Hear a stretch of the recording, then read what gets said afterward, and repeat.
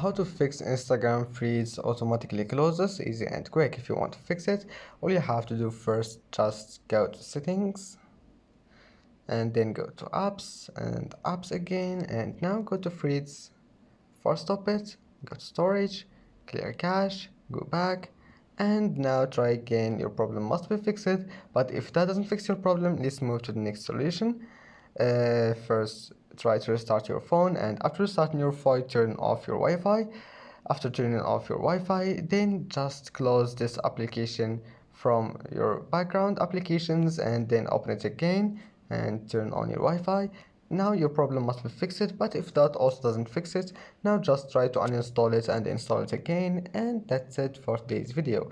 If you like this video, don't forget to like and don't forget to subscribe, and thank you for watching this video until the end, and see you in the next video.